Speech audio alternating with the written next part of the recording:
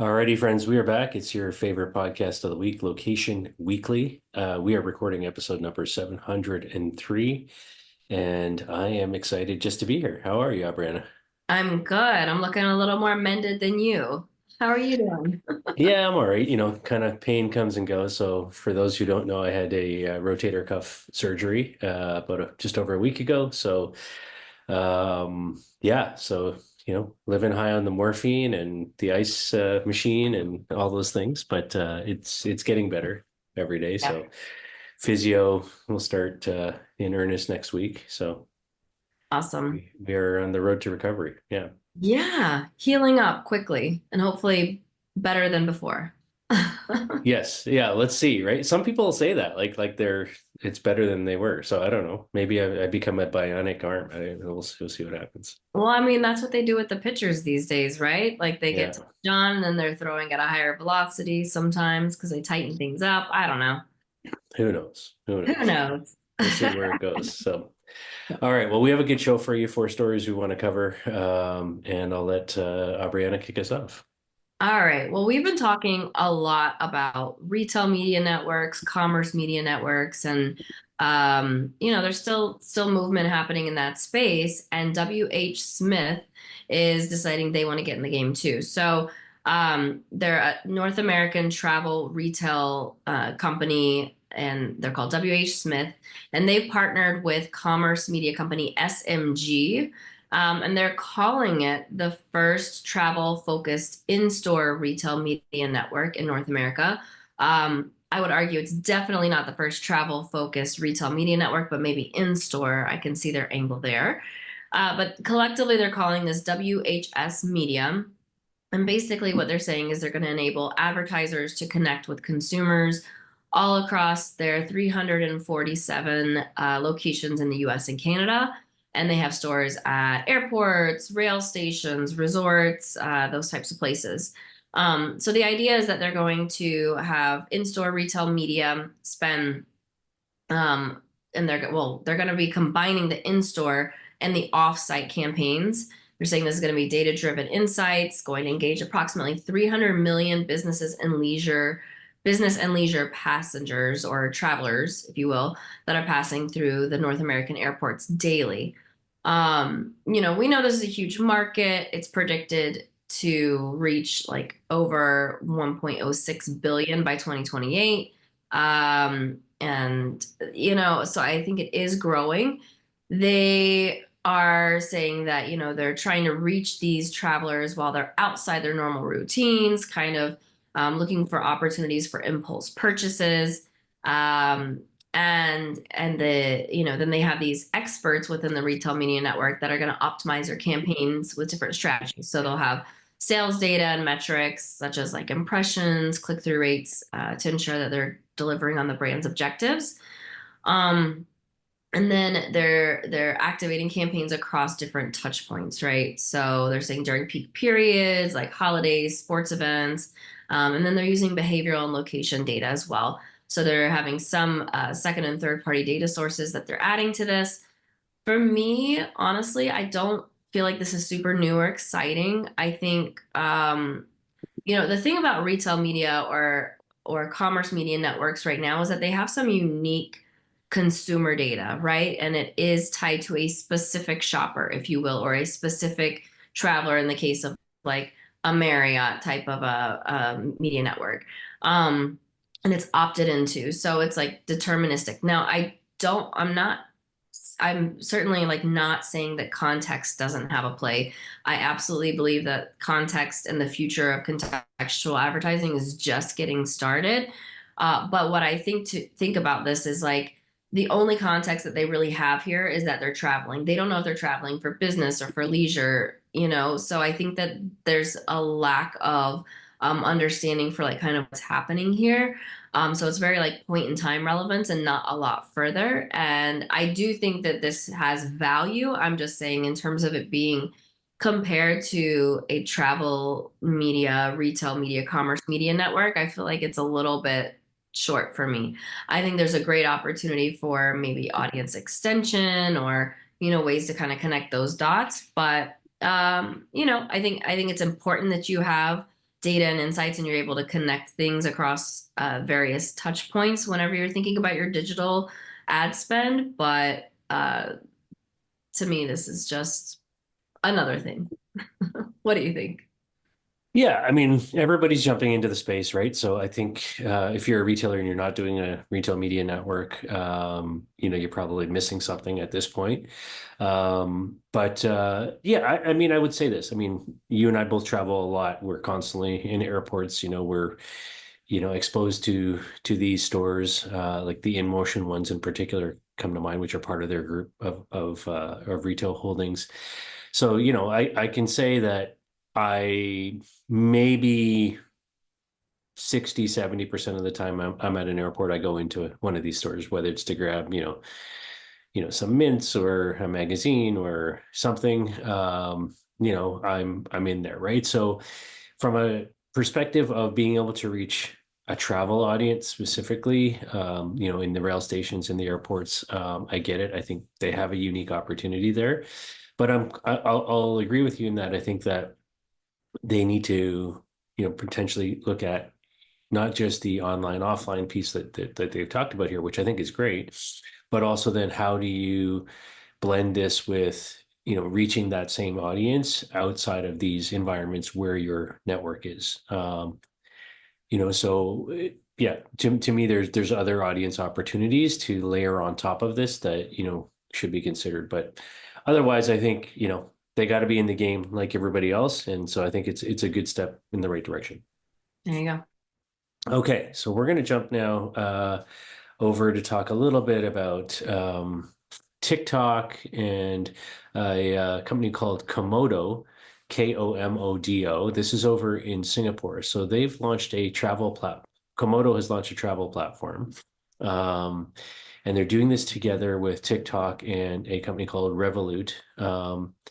And the campaign or the program is called The Journey. And so what they've done here is they've teamed up with TikTok influencers, and they've created a range of interactive challenges that showcase different destinations, tourist destinations, that is, within Singapore. And so they're working with the Singapore Tourism Board. They're also working, and so they're specifically targeting travelers who are coming from Australia or New Zealand, potentially for the first time to Singapore. This is going to be running in February, so just around the corner here. And they're calling this the world's first gamified TikTok mini series. So they're bringing 6 Australian content creators on TikTok who collectively have 34 million followers between them. So significant, audience that they're tapping into. And the idea is using these influencers to complete these challenges and to go to these different tourist destinations in Singapore and then create content specifically on that. So it's, location based in that sense. They're trying to tap into the 34 million audience that these people have and try to obviously encourage, and drive tourism, through this campaign. So I think it's a pretty cool experience. They've also brought in as a brand partner to this Samsonite, like the luggage company.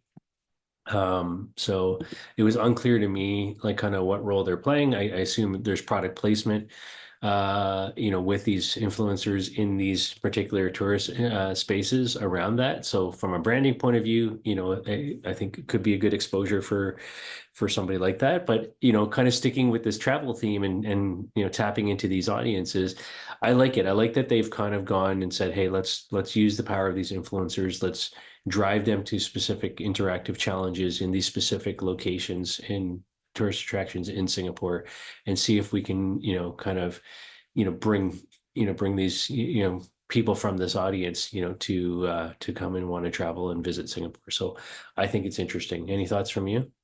Yeah, I really like almost all of this. I think that the TikTok audience is the right audience. I think that using influencers is super smart. I feel like influencers are like the new celebrities in the aspect that it just it exudes like more authenticity when you're watching TikTok reels and there's somebody telling you to buy something and they're showing you how they used it or how they wear it or how they did it. I think there's like a lot more power behind that than this like super refined commercial approach that we have seen and been used to for so long, right? As a spokesperson. And I'm not saying that that should be done away with completely in an entirety, but I do feel like just having like real authentic people just makes the connection so much more. And to see them interacting in these places specifically for travel where that gets so many views on TikTok, I think is really, really smart. The one thing that I would just push back on is like, to me, gamification, the only gamified piece of this is like you are watching people play a game and it's near real time, right? I would love to see how they could incorporate gamification for the viewers. If they could close that loop, this would be a complete win for me. Like, is there a way that the viewers can vote on what the next challenge is, or Yeah. participate somehow? Like, that's how I think you really get some more interactivity here. But I think that bringing in the brand, bringing in the influencers, bringing in the crowd where you're already, digesting and ingesting that type of content is brilliant. So I like most of this. Yeah, completely agree with that. I think, finding a way to bring the audience into this from a gamification point of view would be cool.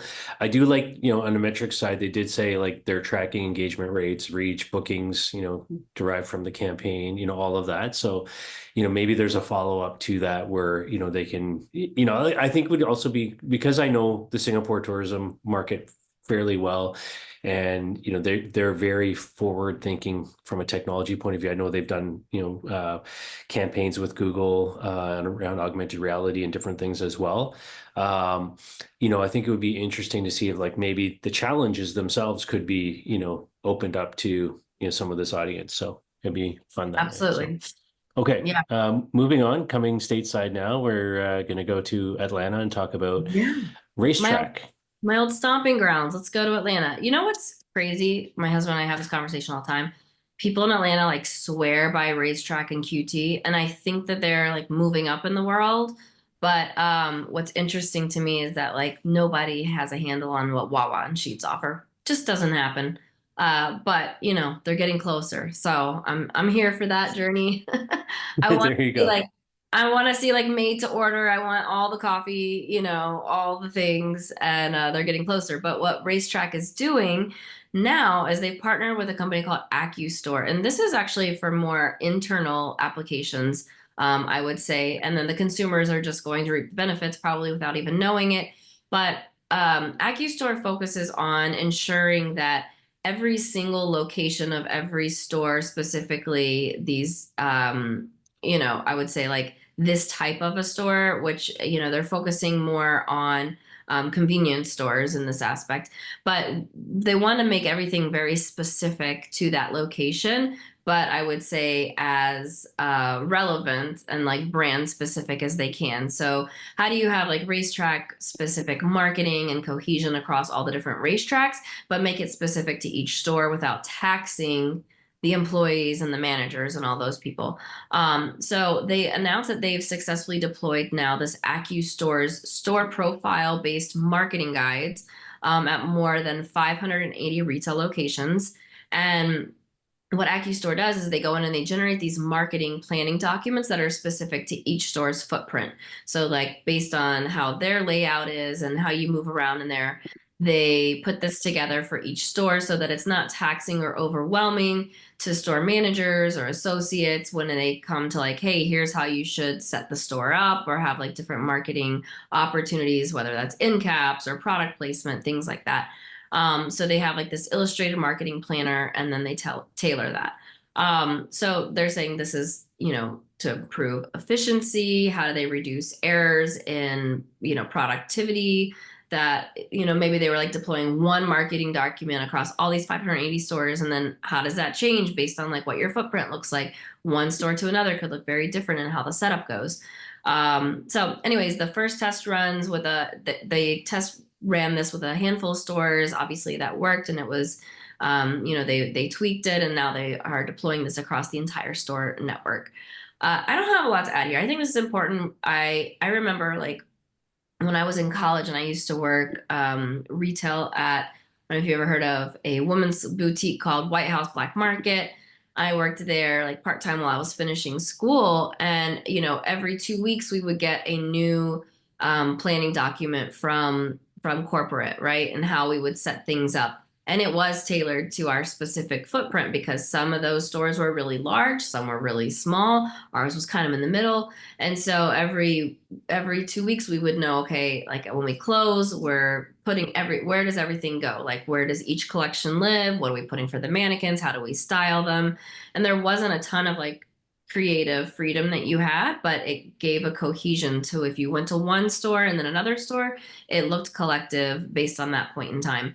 And I think that's really important. I think that, I'm curious what type of automation is in the future. So, like, in the future, will we have like AI agents that are kind of planning these things based on the footprint and cohesion? I think so. So I feel like this is still a very manual approach. I'm not sure what's happening with AccuStore, but I would love to see how they're thinking about this for the future and scalability, and taking taxation off of their internal systems and personnel, as well. So I think this is, par for the course, but we're going to see what happens in the next three iterations. Yeah, I think that's fair. Not a lot to add to the specific implementation here. I think, obviously every major retailer, you need something like this to make sure that you have proper, sign and product placement. The layout is what you expect. And I think from a brand CPG perspective, who have products in these stores, you have certain requirements that you're placing on the retailer to make sure that that runs properly.